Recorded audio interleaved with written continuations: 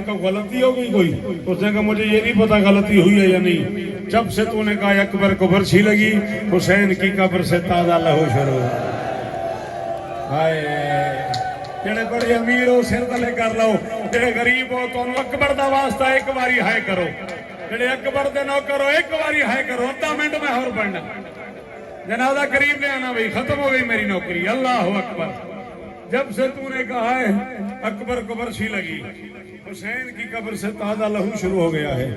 मिंबर छोड़ा, मादी ने घर आ गया, आधी रात हो गई, मादी को महसूस हुआ मेरे दरवाजे से किसी मस्तूर के रोने किया।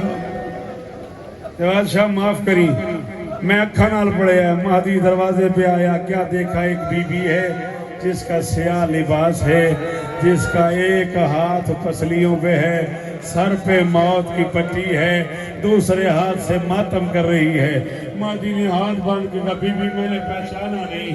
आवाज आई मैं तेरे नबी की इकलौती बेटी, मैं हुसैन की दुखियारी माँ। मादी मैं तेरे दरवाजे पे चल के कहने आई हूँ आज के बाद कब्र हुसैन पे अकबर न पढ़ना, सारे जाकरीन को मना करना, सारे जाकरों से कहना कभी कब्र हुसैन पे अकबर न पढ़े। आखिरी जुमला मादी ने कभी भी मैंने गलत पढ़ दिया है, पर मैं तूने गलत नहीं पढ़ा। जब से तूने पढ़ा अकबर को बरछी लगी, ना शाम में ज़ैनब को आराम है, ना करबला में मेरे हुसैन को सुकून है। दोनों बहन भाई ओए आ गया अकबर का जनाजा, आ गया हुस्न के पैगंबर का जनाजा, आ गया हुसैन की आरज़ू का जनाजा। एक बार आहिस्ता से कहो अकबर तेरी बहन का बड़ा अरमान है, और मर गई सुगरा।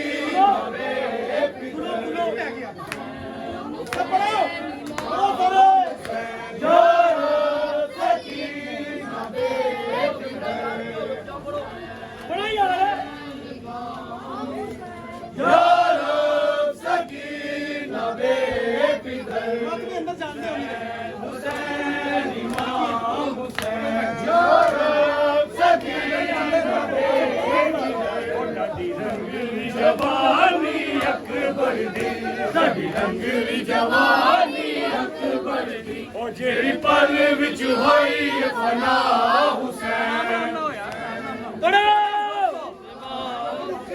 जेड़ी पल विच होई फना हुसैन, जेड़ी पल विच होई फना हुसैन।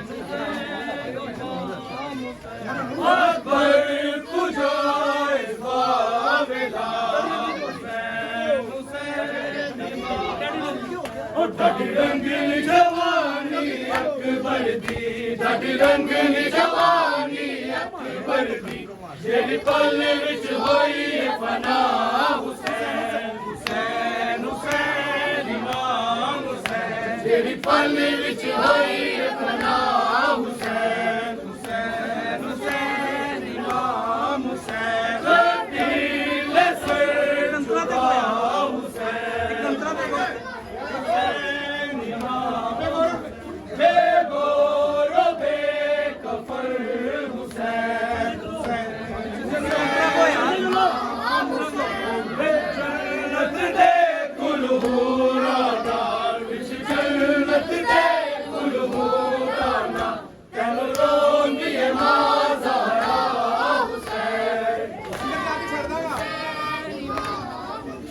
ਤੈਨੂੰ ਰੋਂਦੀ ਏ ਮਾਂ ਜ਼ਹਰਾ ਹੁਸੈਨ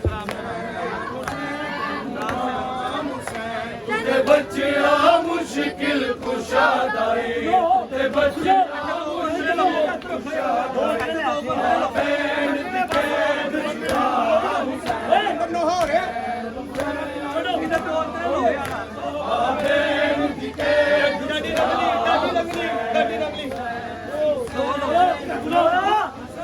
ढाडी रंगली जवानी अकबर दी ढाडी रंगली जवानी अकबर दी जेड़ी पल विच होई फना हुसैन